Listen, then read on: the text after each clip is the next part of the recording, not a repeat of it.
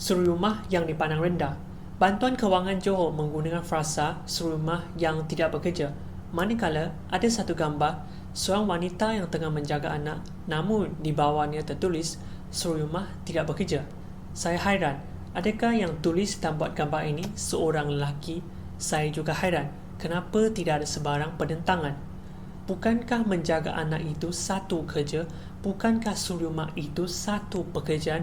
Bukankah suri rumah memainkan peranan sangat penting dalam sebuah keluarga maupun negara? Kalau begitu, kenapa kita kata mereka tak bekerja?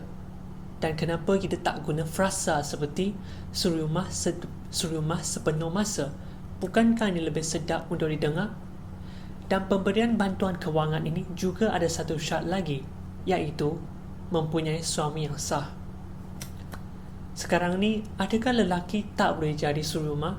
Adakah suri rumah semestinya kerja perempuan? Macam sejak dia dilahirkan, cita-cita dia ialah saya nak jadi seorang suri rumah. Adakah benda ini wujud? Kalau tak, kenapa kita seolah-olah menganggap suri rumah itu perempuan sampai ada syarat mempunyai suami yang sah, bukan mempunyai suami atau isteri yang sah? Kalau kita nak tunjukkan kepada wanita bahawa rumah bukan tempat untuk mengkurungkan mereka, benda sebegini perlu diubah.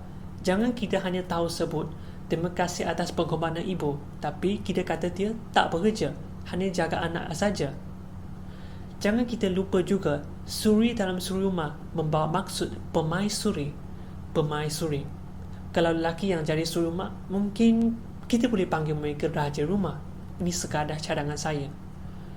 Tak kisah lelaki ke perempuan yang jaga rumah, mereka tidak patut dipandang rendah, tidak patut diremehkan dan tidak patut dilupakan. Suri rumah atau raja rumah bukan kerja yang mudah. 24 jam sehari, 365 hari setahun, tanpa cuti awam, tanpa MC. Siapa yang kata mereka ni tak bekerja?